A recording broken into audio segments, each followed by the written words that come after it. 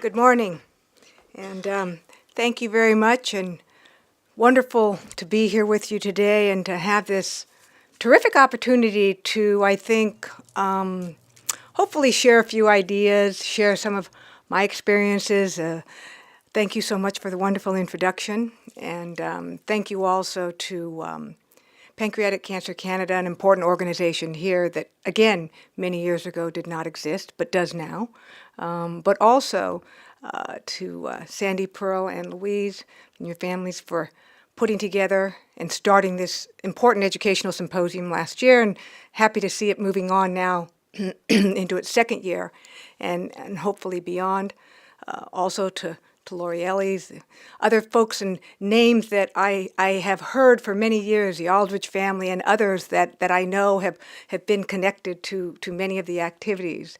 I've had the privilege also of interacting and knowing Dr. Malcolm Moore and Dr. Steve Gallinger, who I'm sure many of you know, that we'll hear more about.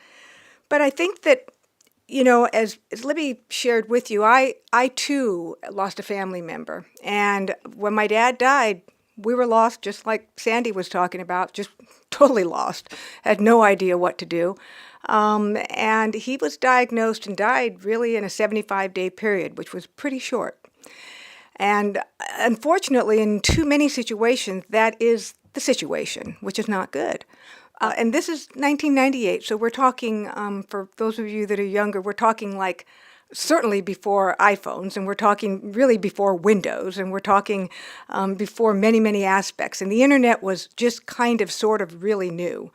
Everything was on a 5¼ inch floppy disk, let's put it that way, right? So it was hard to get information. But one of the things that I did learn too was sometimes I found information, but I didn't know what to do with it because it was just so much information. And through my experience and that of my co-founder, Pam Acosta and Terry Lemon, and a handful of volunteers, very small, like 5 or 6 truly wonderful volunteers, that was what we started with our organization. And it was daunting, and I often asked myself, why has there never been another group before? And this was in the United States. And I guess it was because sometimes pancreatic cancer can just come in like a big tsunami or a storm, and families just didn't want to tackle it, I guess, tackle the advocacy piece. But I think we felt that we needed to because we saw great disparities in research funding. There was like no awareness. It was fun to be able to pick the color purple. And it's exciting to be able to wear that and have that as a color here, as an awareness color. So, you know, in thinking about it, it's very much, I think a lot of what is happening here is it happens by way of a small group of few people, committed people. And I think we all might be familiar with the saying of Margaret Mead about, you know, few committed people can really change the world or change many things, because indeed it's the only thing that has. And Margaret Mead actually died of pancreatic cancer.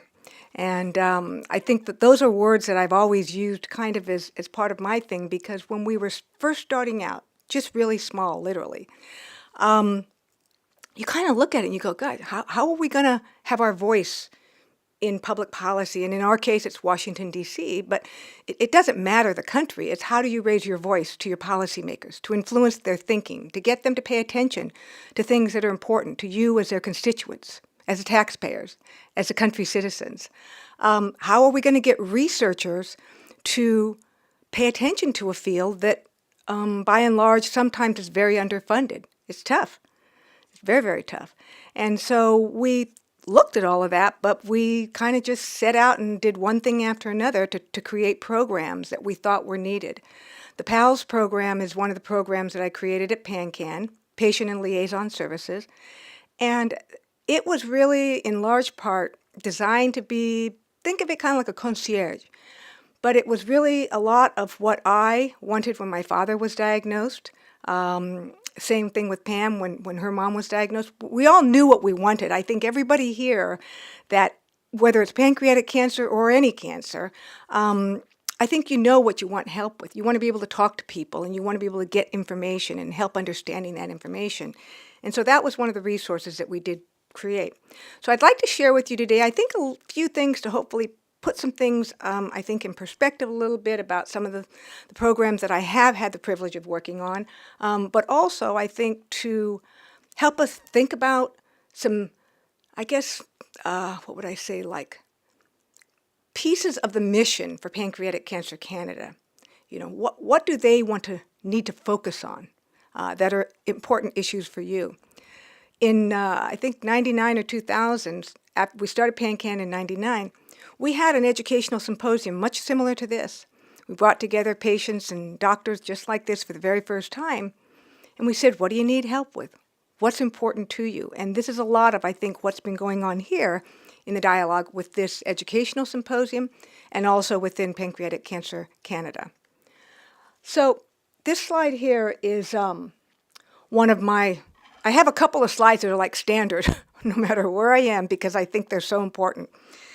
But essentially, I thought about just putting up the Chinese characters and saying, okay, what does it say, right?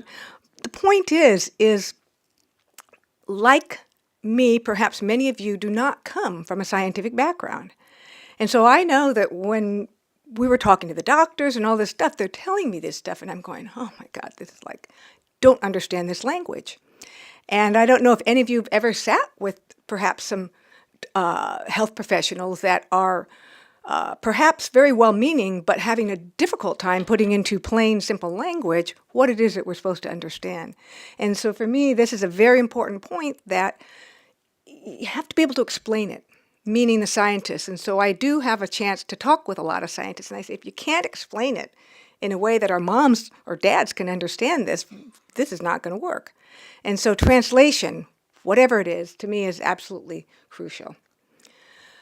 These are some of the patients that we had at one of our very first symposiums, and they came together, and one of the traditions that we had was always taking a group photo, and so this is very exciting. And this gentleman here is Mr. Shinyama, and he was a pancreatic cancer patient in Japan that had contacted us and wanted to come over to the United States and learn about advocacy. And so he literally came and studied for over the course of about, I think, a 2-year period, came back and forth a couple of times and went back and created one of the very first advocacy groups in Japan. And what's been exciting for me is in my professional work now, I actually continue to work with the organization and many of the people that he helped to start over in Japan. So it's been very exciting, again, to be able to help grow these movements, to create hope and to create education and awareness, because they really are the 3 key cornerstones to how you make change anywhere. So if we think about pancreatic cancer, any cancer, but let's just think about pancreatic cancer. I know there's a lot of focus, obviously, always on the clinical side of it, you know, the diagnosis, the detection, the treatments, treatment choices, and so forth. But the reality is all of these areas that we see here are in some way or another part of this equation. And so as we think about that, I share that only to the standpoint of if you're a pancreatic cancer patient or family member or any cancer really,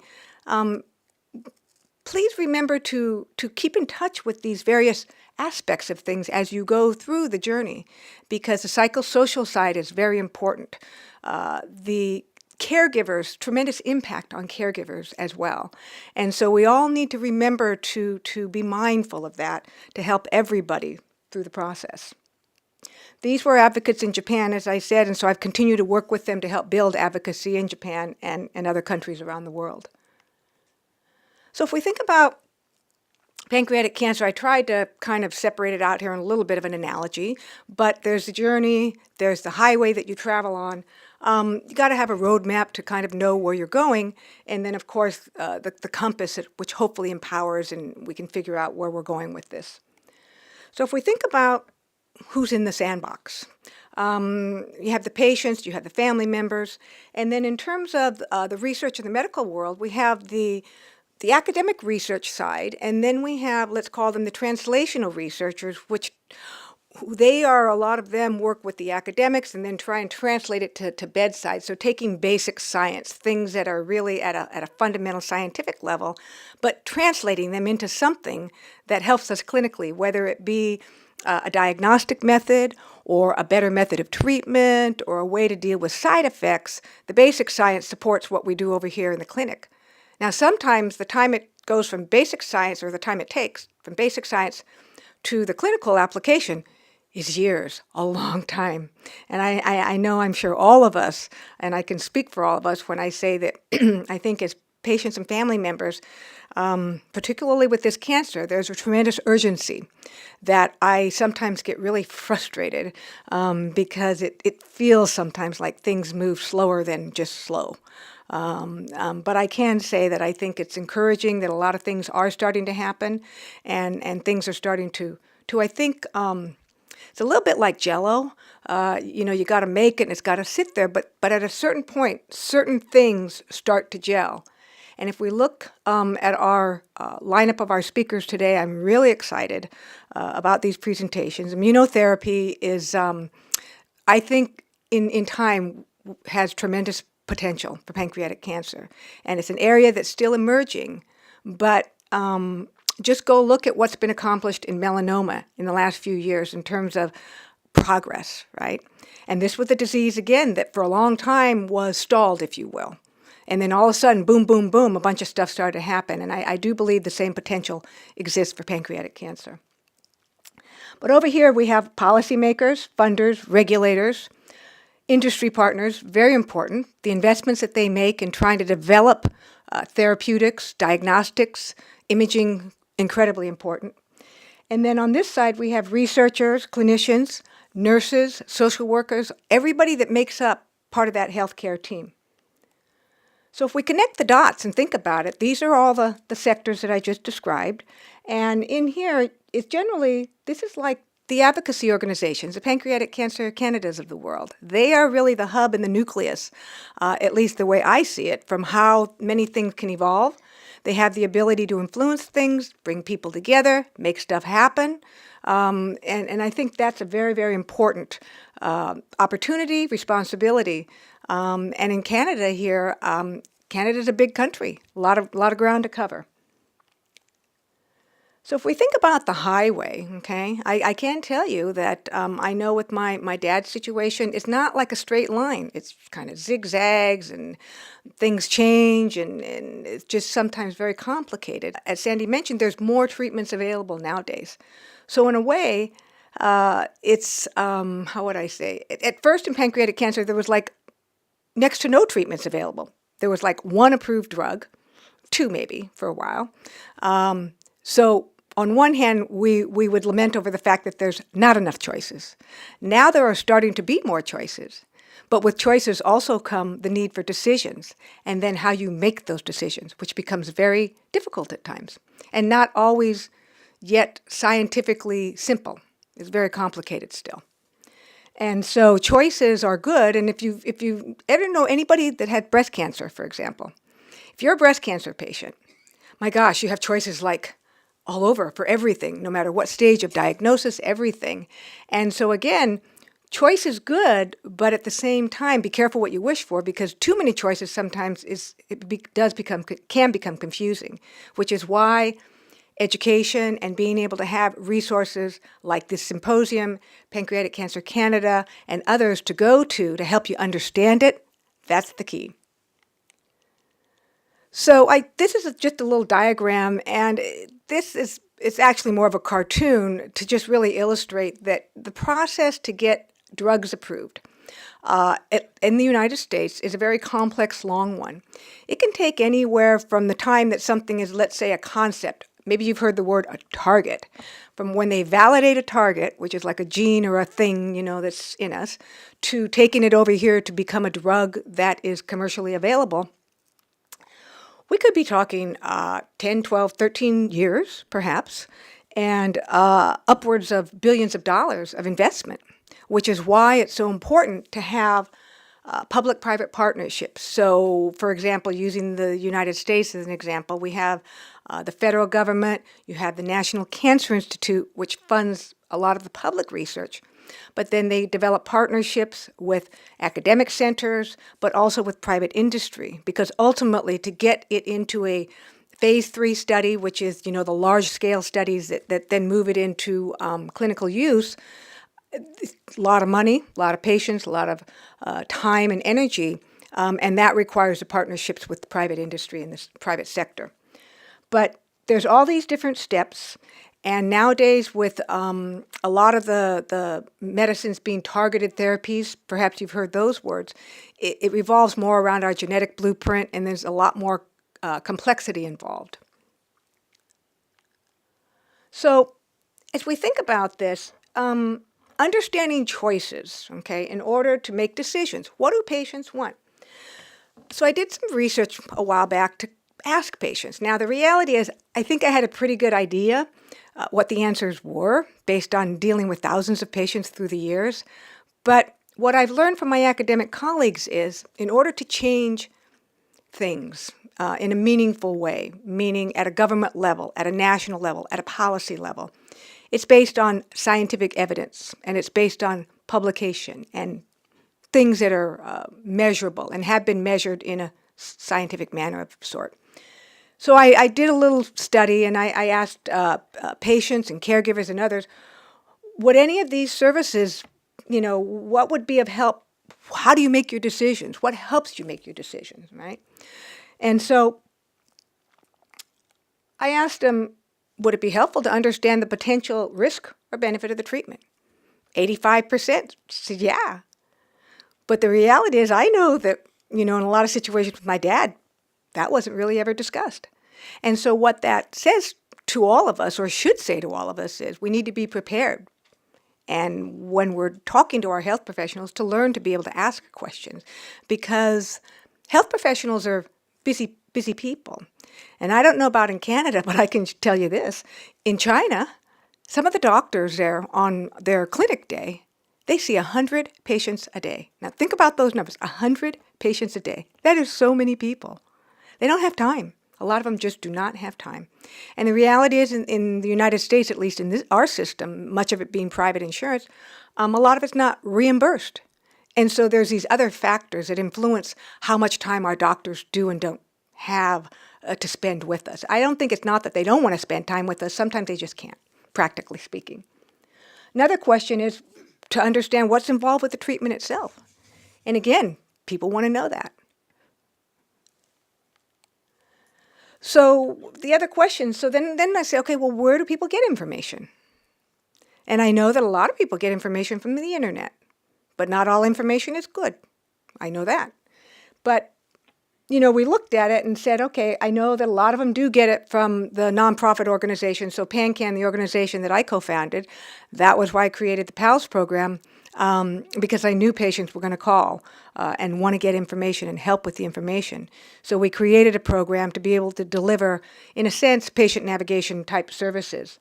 Because I think outside of your healthcare team, then some of your best resources potentially are patient advocacy organizations and others that are focused on cancer and more specifically your cancer. But as you can see, the newspaper and the internet, big number. So this slide I created back in 2002, and it was about the dilemmas that I believe patients face. Different patients face different dilemmas, but probably somewhere in here hits most of the patients in terms of questions, decisions, choices, things that their doctor might say. As we know, there are some patients that are eligible for surgery and some patients are not. Generally about 10% more or less are eligible for surgery. And so that pretty much presents itself pretty early, hopefully in a diagnosis. But then it's a question of, am I treated, let's say locally, close to home, or if let's say that the high volume centers and the centers that really specialize in treating your type of cancer, in this case pancreatic cancer, let's say they're further away. Do you want to travel? I mean, there's all these different factors that patients and their families are faced with making those decisions.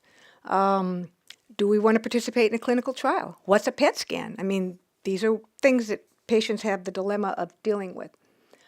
So I guess the question is, I created this slide in 2002, just a simple show of hands.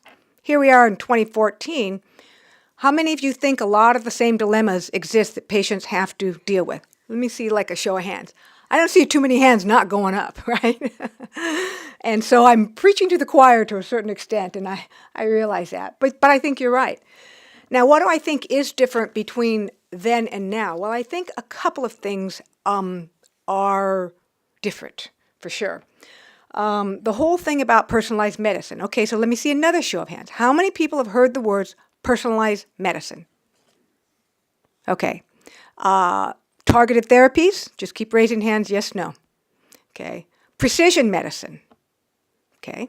And just so you know, precision medicine is kind of like a different coined way of, some people are using that now for personalized medicine for different reasons. Receptors, chemoresistance, these are all aspects of why personalized medicine. So essentially, if you go Google personalized medicine on the internet, you're going to get like a lot of different definitions. And I think it would be interesting maybe throughout the day, come up and tell me your idea of what personalized medicine is. But based on the many committees that I sit on, many of which are at the government level and an academic center, the sort of, how would I say, I think the consensus somewhat is being able to deliver the right treatment to the right person at the right time for the right reason. Makes sense, right? So the basis being that each of us are unique in our own DNA and our own genetics, and that if they can develop drugs that target certain specific things, much like a lock and a key, it's a lot better than what has historically been kind of this throw it all against you approach and hope something sticks. And so as a patient and a family member, it makes a lot more sense to me because ultimately there will be greater response and it will be more effective, which in turn, from the government standpoint, although these kinds of treatments are more expensive at the moment, they can be potentially more effective because it's directing it the right way. And so there are a lot of reasons why personalized medicine is so much is moving in this direction. The reason it's been happening more now is a lot due to technology. And as I said, you know, with the internet being as new as it was, the same thing is similar in this technological world. You first have to have the technology and these very sophisticated tools and equipment scientifically, but then they have to figure out how to use them, and then they have to test them in clinical trials and in clinical studies to validate them. Because at the end of the day, two key words that I encourage all of you to write down and to remember are sensitivity and specificity, okay? Now again, I learned this through osmosis with working with all my academic colleagues because I didn't know any science, so I kept asking 1,001 questions. But it's all about sensitivity, meaning, you know, working on what it's supposed to work to, and the specificity, it's really an aspect of like personalized medicine in a way, but it's being able to do it to a high degree of sensitivity and specificity so that it minimizes the failures or the negative, what would I say, the negative results. Like, you know, if we go have, we go for our annual physical, and they draw our blood, and a very common test that is taken is they test our cholesterol levels, right? They say high cholesterol, low cholesterol, HDL, you know, different things. That essentially is a blood test, right, that is looking for protein markers that have high degrees of sensitivity and specificity, and they're pretty darn good most of the time. That's an example, right? Now, ultimately, that's one example of where some kinds of diagnoses can be in the future, is to be able to achieve that level. Because cholesterol tests, for the most part, if we've prepared for the test properly, are pretty accurate. And so that's one of the goals. So sensitivity and specificity are two really key words for many things. Because when you read results of clinical trials and studies or different drugs that you may be considering using, in the nitty-gritty of the details of the trial results and stuff, they talk a lot about that. And again, your doctors and others can help educate on that. So if we think about the roadmap, information and knowledge, critical, coming to symposiums like this and other aspects is just one of the best ways to be able to increase that. And again, as you've heard earlier, and I'm sure you all know this, is there generally is no coordinated system. And you're kind of left to your own to figure this out. And that's why, again, organizations like Pancreatic Cancer Canada, this symposium, is really helpful to be able to kind of have a framework of where to start, where to go. Patients, you go in and you're diagnosed, or maybe you don't get quite diagnosed and you're trying to get diagnosed, but then you're given answers. And again, decisions and choices. To have a biopsy, to maybe repeat the biopsy if the first biopsy didn't quite, hit the nail on the head with the exact answer. I know with my dad, it was really frustrating because he never was officially diagnosed, because pancreatic cancer is a tough disease sometimes to diagnose, as you probably know. And even if they do a CT scan and they do the biopsy, doesn't mean that they're going to always get the piece of the tumor that they need to get that diagnosis, right? And so the best way I can explain it is the way I was taught, which is kind of like visualize raisin bread, and there's raisins in the raisin bread, and they got to hit the raisin at the right point in time to be able to get that little teeny weeny sample out. And it's teeny weeny. You've heard the words probably FNA biopsy perhaps, or core biopsy. We're talking tiny, tiny, tiny, right? And so again, these are the basis upon which you make a decision. So how do you make a decision on treatment if you're not for sure diagnosed with cancer? That was our dilemma for our family. Okay? Patients receive very little information at times. Difficult sometimes to get information on clinical trials. And clinical trials are a treatment option just like every other option, just like no treatment is an option. Advocacy comes in all sizes and shapes. And patient education, I think, is an absolute critical item. Patient support services.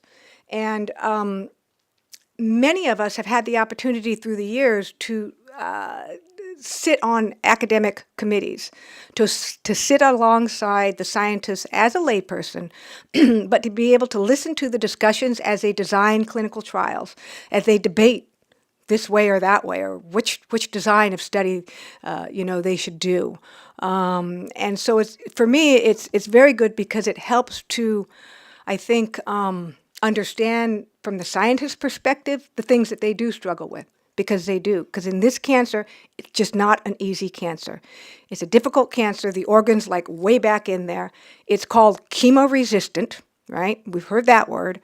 And there's so much that they just don't know about it. Well, why? Well, because there was no research going on. And that was one of the issues that we worked to address when we started PanCAN, was the funding was minuscule, right? So to put it in perspective, at this time in 1998-9, pancreatic cancer was the 5th leading cause of cancer death in the United States.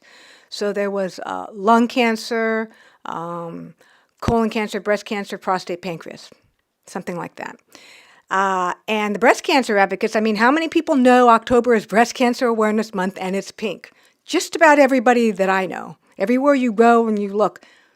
Now, how was that accomplished? It was accomplished, as we know, through advocacy and creating awareness. But also, what the breast cancer advocates were instrumental in doing was increasing federal funding at that time. So in 1998, federal funding for breast cancer was, I want to say, maybe right around $180, $200 million a year in the United States. This is federal funding that goes to academic centers. So the equivalent would be like the Canadian government funding the Princess Margaret or McGill or wherever. In that disease. And all the cancers were, except pancreatic, were above, I want to say, $80 million a year, $90, $100 million a year plus in funding. Pancreatic cancer was getting $14 million a year. And I looked at that and I said, why? Right? Why? And it was because of advocacy. It was because there had been no group in Washington, D.C. being a squeaky wheel. Nobody was putting the heat on. Nobody was putting the pressure on. So therefore, it got ignored. Plain and simple. And that was something I probably knew intuitively, but to see it like that, and then to talk to the government people, and then to have them say, well, there's not enough good research going on, etc., just, it doesn't make sense. And again, I greatly encourage you, as you think about perhaps different ways to try and get involved, educating your policymakers needs to be like way high at the top of the list. It just does. All of these things were things that we chose to work on at PanCAN, and there are a lot of stuff to tackle, but I know you guys can do it, and I know this organization, and I know the folks of Canada can do it too. You are a hardy soul. You're all here on a Saturday morning when it's snowing outside, right? Okay? Because I looked out last night when I landed on the plane, and I saw like it was wet on the ground, and then I looked a little closer, and then I walked outside. I said, oh, this is snow. This is snow flurries. But that's great.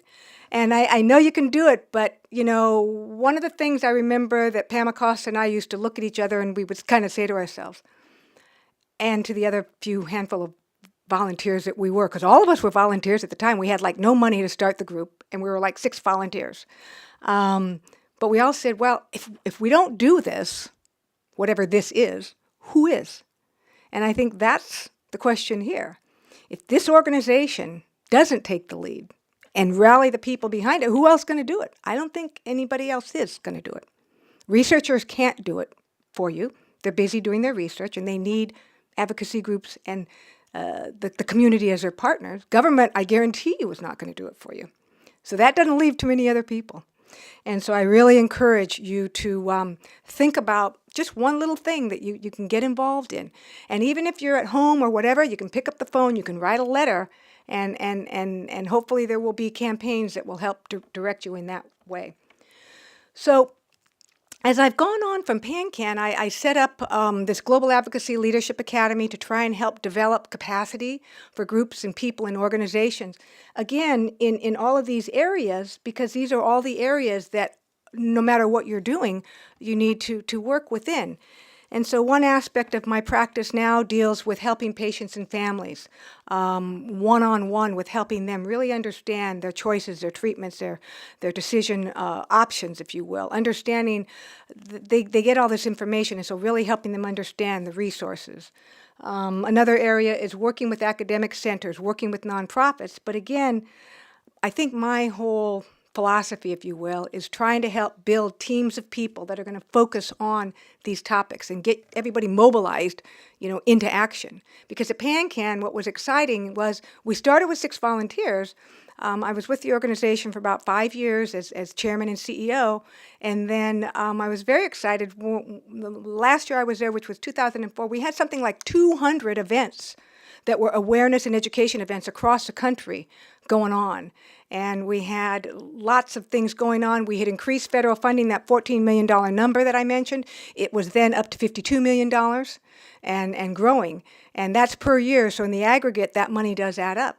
And it created research opportunity, which was really, really significant. To be able to grow researchers, again, that's what my colleagues told me, because at that time, in 1999, there were less than 10, like that's just one row of you, of full-time researchers funded to study pancreatic cancer. And I'm saying to myself, that's not half a football team. How do we get this done? Right? We don't, is the answer. It doesn't happen. And so we put a tremendous amount of focus on basically, like bunnies, I wanted to populate research labs, okay? And get them going, and then get them to publish, get them to develop their career, get them to mentor the next generation of researchers, because that is what is required. And I hope you will seek out our scientific speakers and ask them, and they will, I think, share with you the same thing, that continuing to bring up the next generation of researchers is vitally, vitally important. And without that, and so now it's very exciting, because through the awareness and the education efforts, it leads to being able to have the ability to raise donor money to the organization, which then we would leverage by being the squeaky wheel in Washington, D.C., which would then leverage the federal money that our tax dollars are paying, right? Because I will tell you, after we had our very first fundraising event and we worked every bone in our body off to raise I think at that time, $120,000, which was a lot of money, don't get me wrong. But then when I realized how much it cost to do research, I thought, oh my God, like we will be having chicken dinners forever. This is not going to happen. And that's when I really rethought it a lot. And when I looked at those funding numbers for the federal government, realized that that's where we had to put a lot of eggs in that basket. And fortunately, it worked and it paid off because it's very difficult as a private organization to raise that kind of money in a small disease that has a disproportionately low amount of survivors. It's just practically hard. But that being said, the federal government, that's our tax dollars. And so there's a responsibility to do that and to pay attention to these kinds of diseases. So that awareness led to increased funding by the federal government, which now has led to an increased number of researchers and some of the research that you're going to hear. And again, I have the privilege of serving with Dr. Gallinger on some committees where some of that money is from the national government, looking at the genetic issues and the family issues around pancreatic cancer, right, to find those early detection genes. But also the awareness and the education of PanCAN led to we were able to continue funding research grants. And some of the very early research grants that we funded led to the creation of one of the most important and the first animal models that was one that kind of is the closest to replicating human disease, if you will. And other key grants that we were able to fund all came out of the awareness and the education piece, which then led to the funding piece here, which leads to the research, upon which the evidence is built and change is made. So it's a little bit like the circle of life in research funding, but it really all starts with awareness and education, and it starts with action and mobilizing. And so it all comes from that. Okay, so the compass and the empowerment piece.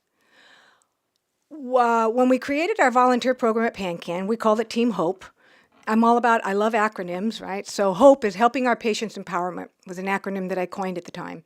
A little bit long, but the point that I was trying to get at is every patient is unique. We're unique because we are, but we also know scientifically, genetically, we're unique. But information, again, as I said, is not knowledge. And so we need to be able to take the information and be able to separate bad information from good information, valid from invalid, because we're making decisions that are extremely important. And we need to be able to know that the information that we're working with is objective, valid, credible, and scientifically proven. Now, I will say that a little bit with a caveat because perhaps maybe you've heard sometimes the word anecdotal, right? And you've maybe heard the words complementary and alternative therapies and other areas. So there is a place for everything per se. And I guess what I would really encourage you when you're working with your healthcare team is to make sure that when you're talking to them, you put all your cards on the table so that they really do understand if you're taking complementary treatments and other things, that they need to know that, because then it helps give them the whole big picture and they can help work with you better. And so you need to develop that trust and that relationship with your doctors in that way. But you need to build your team. Who's on your team? Picking your doctors. You can get second opinions. Perfectly okay.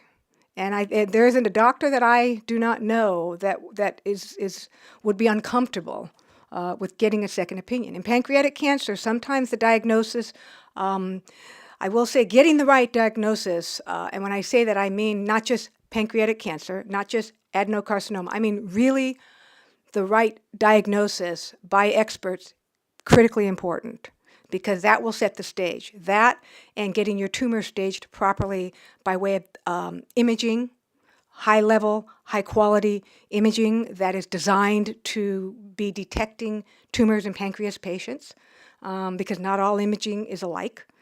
So things like that are kind of the subtleties, but to me they're like a brick in the head of what needs to be done for patients to be aware of. And I say this emphatically because when we had our PALS program, I'd take all the phone calls and listen to the patients, and I'd be amazed sometimes at what they were not being told. And, the things that they were saying, well, why didn't my doctor tell me this? And I can't answer that question, but all I can try and do is help them understand what they need to know moving forward. And so you need to be as politely, proactively assertive as you can to get the information and feel comfortable that you have the information and that you've built your team. The nurses are wonderful. They are great resources. Nutritionists, other people that you need to be able to have on your team. The communication is vital, being able to speak with your doctors, and when you finally figure out who's on your team, making sure that you have conversations about expectations. And it doesn't have to be a bad thing. It's just more like, well, let's make sure we have a game plan.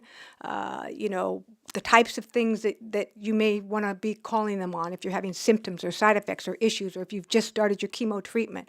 There's a lot that goes on, and there's some of the treatments nowadays that pack a pretty good wallop sometimes, and they can be very scary. And so to develop those expectations and to set the lines of communication, write it down from a kind of like just a common sense everyday standpoint. Envision the questions that you think, and then just start jotting them down.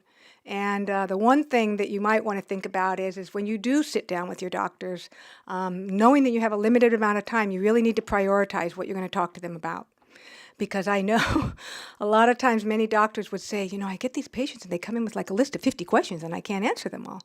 And so what we have to do is think about how to prioritize them, come up with your top 2 or 3, and then, work on it from there. And so be mindful of everybody's time to manage and respect it. But setting expectations really does kind of help miscommunication along the lines. So an empowered patient to me is, something simple of keeping a notebook, a little spiral notebook, keeping a log. And again, many of you may already be doing it, but if you're not, I really encourage you to do it, even if you have to go backwards and kind of write down some dates and times and things. Because I will tell you, sometimes it gets really confusing. But the other thing is, sometimes you might be being treated, let's say, with Dr. A at Center B, but maybe for whatever reason, you have to change locations for whatever reason. And then you're going to have to go through the whole spiel again, right, and be able to re-explain it all. And so it helps if you keep the log. Sometimes you just print it out, you can give it to them, but then you have the information. The other thing that I've learned through the years, I believe is really important, and all the patients that I work with, I am emphatic on this one, is to, at the time that you have these tests, blood tests, CT scan, whatever, request the copies of the results, like then and there. Okay, request them on paper, electronically, request a copy of the DVD, because nowadays everything, all your CT scans are on DVD. Get it in your hot little hands and keep it. Just keep it. Put it in a file, whatever. Because again, what happens is as different transitions are made throughout your journey as a patient and as a caregiver trying to help the patient and the family members, loved ones, others, there will be these needs for this kind of stuff. And what happens is sometimes it's slower than you want. If you have the medical side of it, try and pull it all together. That's all I know. And so the more you have it, and you can say, okay, I know Dr.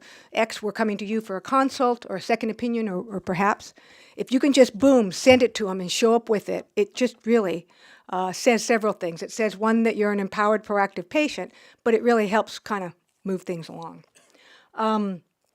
Questions and answers, we talked a little bit about that, being prepared with your questions, using your resources, knowing where to go, but in your log, phone numbers, names, people, who are your resources. And when you're at your medical centers, get the names of, the people who run the medical libraries and the different areas. Know where the lab is, because that's where you may go to pick up a lot of the results. Nowadays also, there's a lot of emphasis, and there will be increasing emphasis on tissue and biospecimens, okay? So can I just see a show of hands? Tissue and biospecimens, have we heard those words before? Okay, good. So basically a biospecimen is kind of like a fancy word for like a little piece of us. It could be like when we have our biopsy and they take out a little tissue sample, but it's blood, it's urine, it's plasma, a lot of things are called biospecimens, but they're basically little pieces of us. But tissue biospecimens in particular are going to become increasingly important for not only diagnosing things, but for helping to select or zero in on treatments that might be more appropriate to you in this personalized medicine world. And they learn many things by looking at these little tissue samples, if you will. And if anybody's having surgery, which I hope many of you are, some of you are, and again, if we're at the Princess Margaret, this is kind of like a standard operating procedure, an SOP, but to have discussions with your doctors about what they're going to be doing with the tumor tissue and the leftover tissue that they do not need for the diagnosis, because there will be some if you have surgery. And can it be fresh frozen, right? Fresh frozen, which is a method of how they prepare and handle it, because certain tests nowadays are more applicable and better utilized on a fresh frozen sample tissue than on one that is fixed in formalin or paraffin, which is a traditional method, which is kind of like a block of wax kind of thing. And so what I'm encouraging you to do is to, again, just jot it down and learn more about it, ask your doctors, because if you don't say it going into surgery, it's too late once you've come out, because it all has to happen. The instructions need to be on the front side, right, of how samples are handled. And it just gives you more options. This is just my personal opinion, and it's an area that's evolving, but it's one that I feel very strongly about because I've sat on a number of committees for a lot of years now in trying to develop guidelines around biospecimens and how they are used, because my scientific colleagues told me how important they were, and they are, especially for this community. Again, resources, patient support, education. The bottom line is make sure you have a notebook, use it, keep the information in it, and nowadays there's so much more that can be done electronically. So in closing, I just really want to share that for me, this has been a journey, and being here today with you, I first of all, I love Toronto, but it's just a privilege to be here with all of you and to hopefully be here with you as part of your journey, as part of your team, but to encourage you to, in whatever small way that you can, think about it, pay attention to it, be proactive as a patient and a family member. And I get frustrated sometimes at the pace at which things don't happen. And I think all of us do. And sometimes I think that just everybody needs to put a little more will into it, just a little more will, because sometimes I think things get a little clogged up at the bureaucratic level, which just drives me nuts. And I think that, at the end of the day, with the researchers and, the academic researchers or the clinicians, okay, so the doctors who treat patients every day, but who also do academic research, this is almost like double duty, right, in terms of what they're trying to accomplish. Not an easy task. And they get very busy, and then you get the young researchers that are coming up. And while they want to focus on the disease and the research, they also, because if they're in the first couple of years of their position and their appointment at their academic center, they got to publish papers, they got to go get grants, they got to do all these things that are kind of their hurdle to be able to have a faculty position at their center. This is just real life. And but I do take every opportunity to remind everybody, and particularly industry and our pharmaceutical partners and our academic and research partners, that at the end of the day, none of this is about you or me or anybody else. It's all about the patient, because that is why we are here. That is why you are doing what you're doing. You are either a patient, a patient, or something like that, but we're all doing it for a reason. And I know that for me, again, when my dad was diagnosed, that was first time it had hit our family that directly, that closely. And it was a Mack truck, I can tell you that. And so since then, it's just, I changed my direction, I changed everything, because my background is not in science, it's not in advocacy, it's not in anything. It's raising my family, raising my children. I was a general contractor for many years, so I built houses. That was it. But like many of you, we we can change and we can do these things. And I just want to again express my deep appreciation and my gratitude for this opportunity to share with you. And I hope to learn more, and know I will learn today from our esteemed speakers. And just want to say thank you very much, and we'll look forward to being together again. Thank you.